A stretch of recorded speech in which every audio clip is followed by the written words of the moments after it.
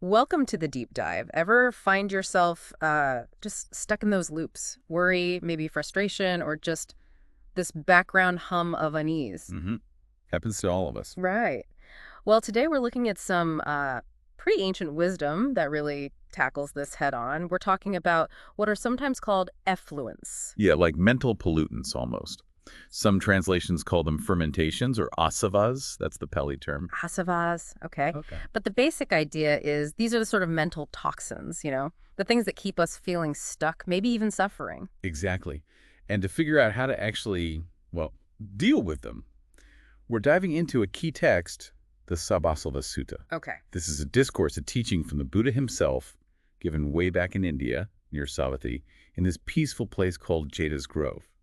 So it's like getting advice straight from the source on how to clear out that mental clutter. And what really jumped out at me from this sutta was this core idea, getting rid of these pollutants, these āsavas. It isn't just about like wishing them gone. No, not at all. It boils down to knowing and seeing.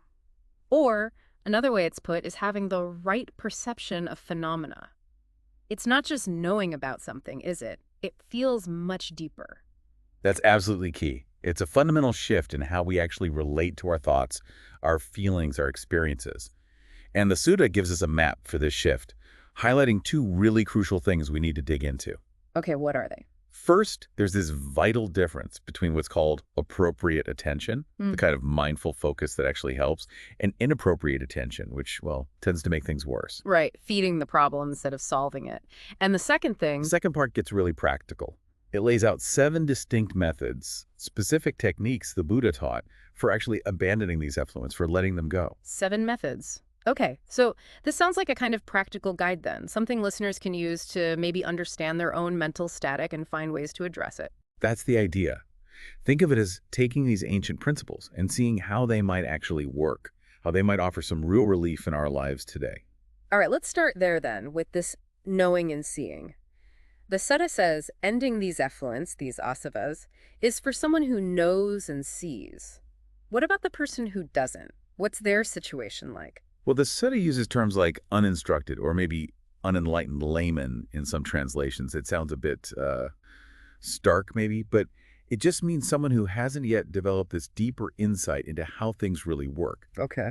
And because they lack that insight, they tend to direct their mental energy, their attention, in ways that actually create more of these mental pollutants. So they're kind of unintentionally digging themselves deeper, which leads us right into this idea of appropriate attention. The Pali term is yoniso manasikāra, right? Can you unpack that a bit? Yeah, yoniso manasikāra. It's often translated as wise attention or proper consideration, maybe attention to the root or radical attention. It means looking at things with a particular kind of clarity. How so? One description involves seeing things as they really are. Impermanent, anicca, constantly changing, also seeing them as inherently unable to provide lasting satisfaction, which is one meaning of dukkha.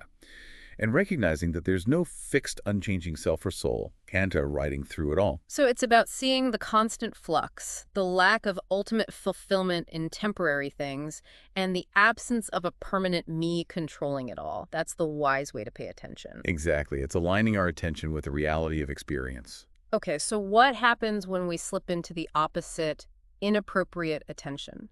What kinds of thoughts actually fuel these effluents, make them stronger? The sutta points directly at focusing on ideas that will, firstly, cause these unwholesome states to arise if they aren't there, and secondly, make the ones already present grow stronger. It specifically calls out 3 main effluents that get turbocharged by this misdirected focus. Kamāsava, the effluent of sensuality, that intense pull towards sense pleasures. Right, the craving. Then there's bhavasava, the effluent of becoming. This is like the craving for continued existence, maybe a better future life, or even the subtle belief in some kind of eternal self. Okay. And finally, avijjāsava, the effluent of ignorance. Fundamentally, this is the lack of understanding of the core truths about suffering, its cause, its end, and the path with 4 noble truths. Can you give us some everyday examples? What does this inappropriate attention actually look like when we're just, living our lives? Oh, the sutta is incredibly relatable here. It talks about getting lost, ruminating about the past. Was I like this back then? What was I? Or endless speculation about the future. Will I exist then? What will I be like? That constant replaying and pre-playing, yeah. And then there's that really unsettling present moment doubt. Am I real? What am I? How did I get here? Where am I going? Getting tangled up in these fundamental existential questions without a clear framework, that's prime inappropriate attention. Wow, that hits close to home.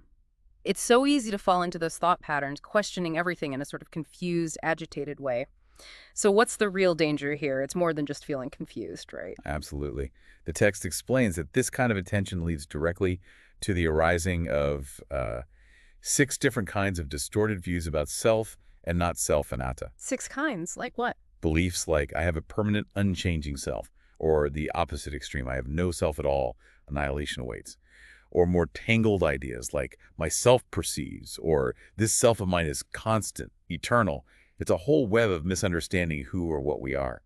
And the Buddha's description of this state is pretty intense. A thicket of views, a wilderness, a contortion, arriving. It sounds really painful and confusing. It is. He calls it a fetter of views, basically saying we get shackled by our own wrong thinking. This is what binds the uninstructed person to dukkha, to suffering, stress, unsatisfactoriness. It keeps us trapped in the cycle of birth, aging, death, sorrow, lamentation, the whole works. Trapped by our own perspective? That's powerful. So let's flip it. When we cultivate appropriate attention, yoniso manasikāra, focusing on what weakens those effluent sensuality, becoming, ignorance, what does that actually involve? Well, the core practice the sutta emphasizes for appropriate attention is contemplating the Four Noble Truths. Okay, the foundational teaching. Right. Consistently reflecting. This is stress or suffering, dukkha. This is the origin of stress. This is the cessation of stress. And this is the way leading to the cessation of stress. Bringing the mind back again and again to these realities, understanding dissatisfaction, its causes rooted in craving and ignorance, the possibility of freedom, and the path to get there. That starts to untangle the knots. And what happens when we really engage with that? What starts to change? What specific mental blocks begin to dissolve? The direct result, according to the sutta, is the abandonment of 3 major fetters. These are deep-seated obstacles. First, sakyadahi, the self-identity view that ingrained belief in a solid, independent me. That's a big one. Huge. Second, vicikicca, which is doubt or uncertainty, especially about the Buddha, the teachings, the path. And third, salabhaka paramasa, clinging to mere rules and rituals, thinking that just performing them is enough without the underlying wisdom.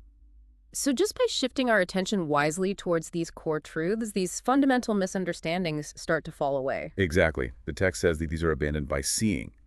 This seeing implies that initial breakthrough of insight, that first taste of Nibbāna, or liberation, on the path. It's a profound shift in perception. Wow. Okay, so that initial seeing is powerful.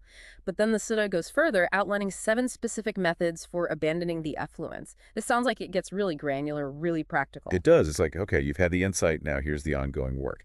It shows it's not just about that first glimpse, but about actively, skillfully working with the mind in different situations.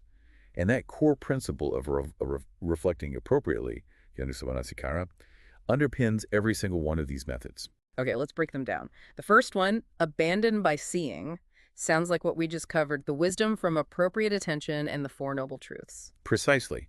It's acknowledging that foundational insight, that clear seeing of reality, which leads to dropping those first 3 fetters we mentioned, self-view, doubt, and attachment to rituals. That's the power of wisdom itself starting the process. Got it. Method 2 is abandon by restraining, savara. What kind of restraint are we talking about? This is about restraining the 6 sense faculties.